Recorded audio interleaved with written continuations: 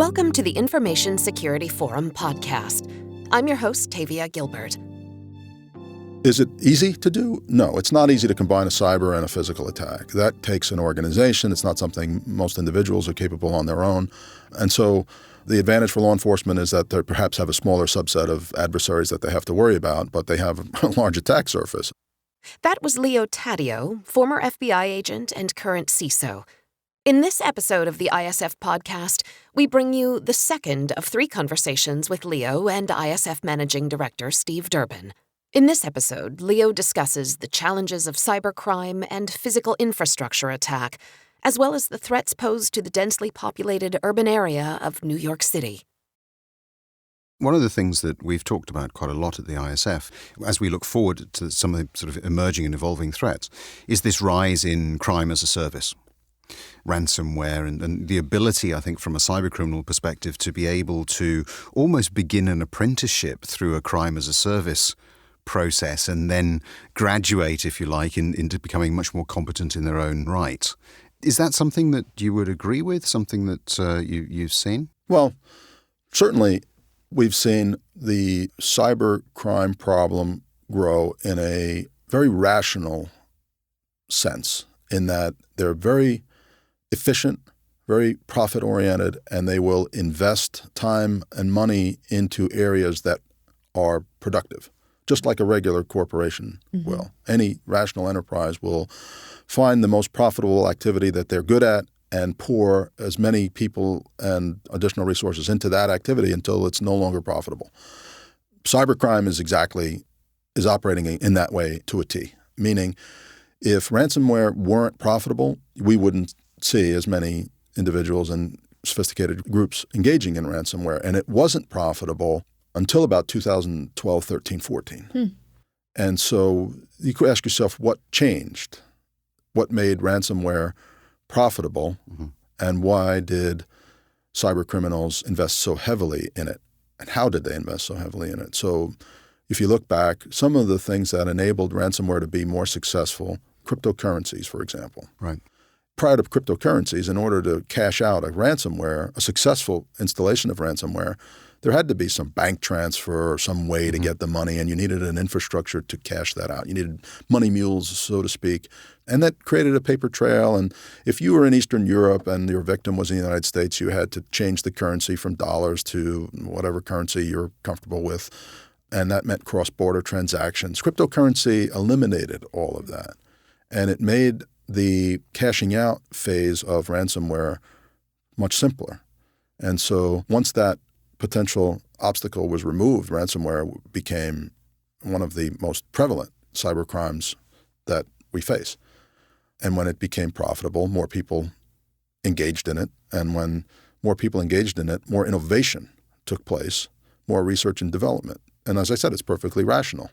If you're taking a percentage of your profits and reinvesting it in the business, you're hiring more people, you're advancing your product, which may be a particular set of malware, or you're advancing your infrastructure, meaning you're able to target more people because you're figuring out ways of using bots, for example, to infect as many people as possible.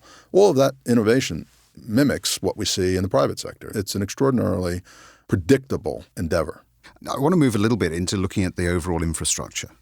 A lot of concern around, the potential for not just physical attack, but also a combination of cyber and physical, particularly on critical infrastructure, exploitation perhaps of Internet of Things-based devices, the whole smart city environment, and tell us a little bit about that in your experience. Right. So I think municipalities in New York, being at the top of the target list, if you will, have to think about these blended types of attacks. New York faces what I refer to as full spectrum adversaries, meaning they have the ability to conduct physical attacks, cyber attacks, and also perhaps insider threat, which is particularly daunting because if you combine those capabilities, you have an enormously complex adversary and potential attack vectors.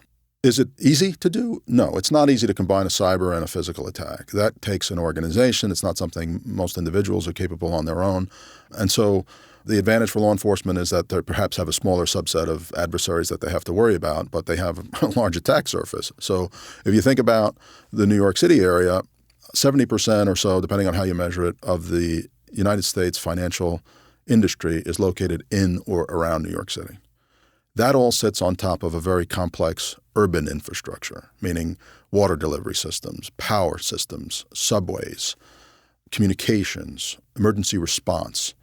Impacting those systems is a way to impact the financial sector. If the bank can't get employees to the office because the subways aren't working, then the bank may not be able to operate, at least at peak efficiency. The financial sector is very well prepared in disaster recovery and also in redundancy, so it would be enormously difficult to do, but not outside the realm of possibility. If you could shut down the power, for example, in New York City, you would create a significant disruption, perhaps force the financial sector to trigger their recovery systems, which are well tested and operate. But still, you have an impact.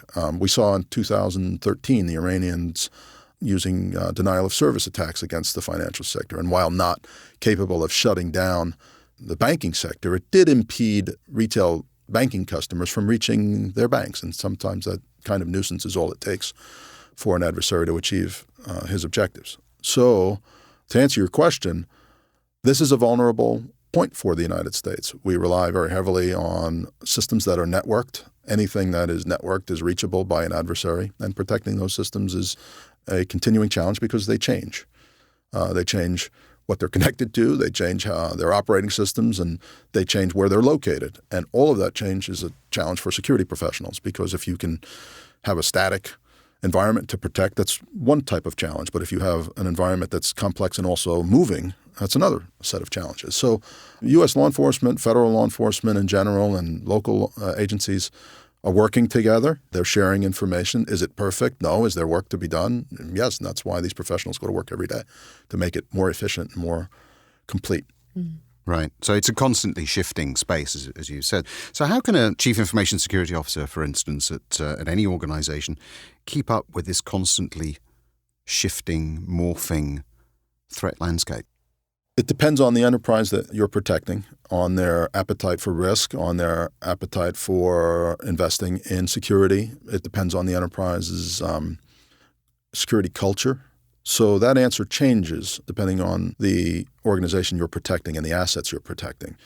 In general, CISOs have budget constraints just like any other division with the company, and they have to make decisions on what their priorities are. You can't implement all of the security tools that you want to because there are budget and staffing restrictions. There are also operational restrictions. So in the sense of what should CISOs be thinking about, CISOs are all spending a large part of their workday and thought process in protecting what is.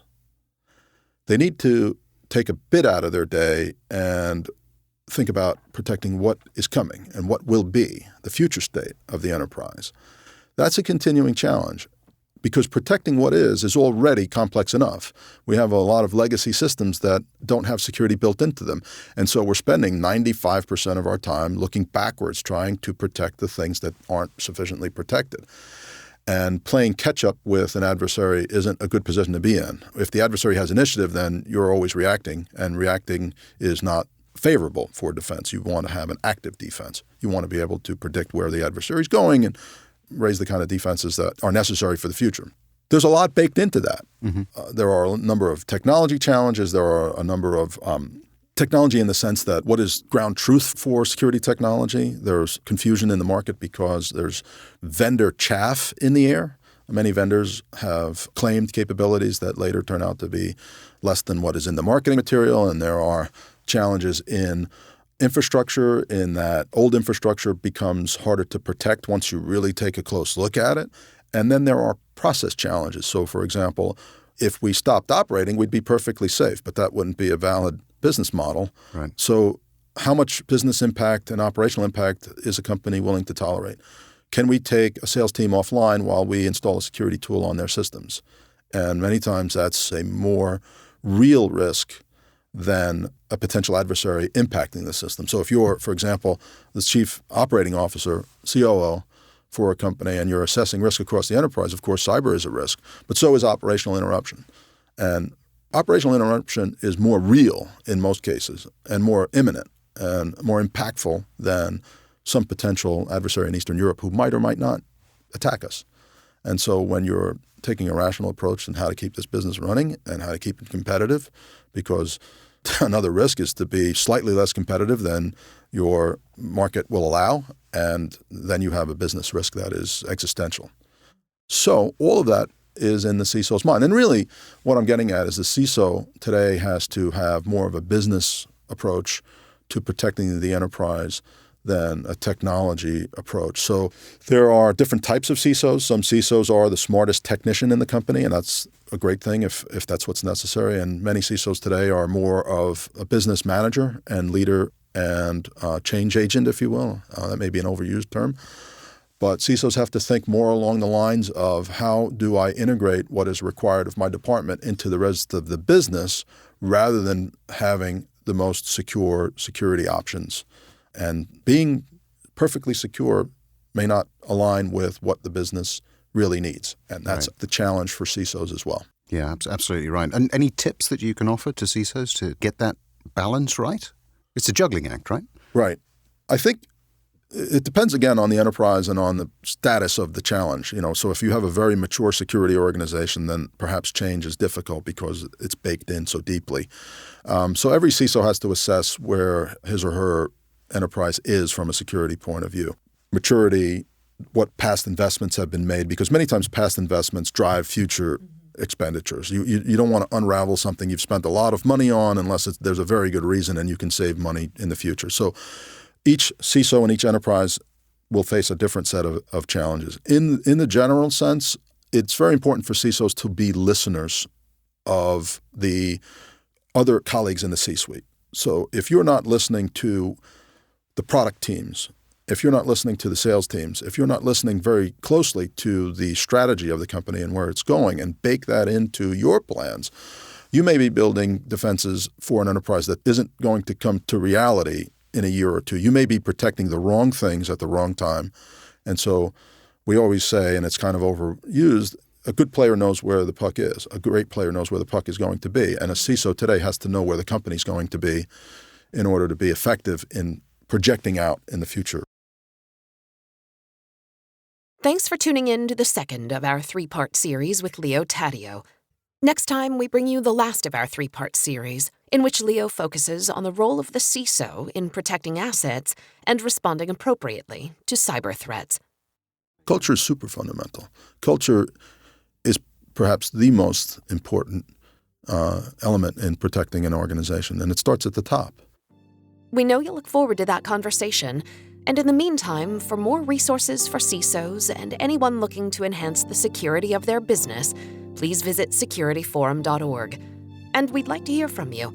If there's a topic you'd like us to cover or someone you'd like us to interview, get in touch through our website or tweet us at Security Forum. Thanks for listening.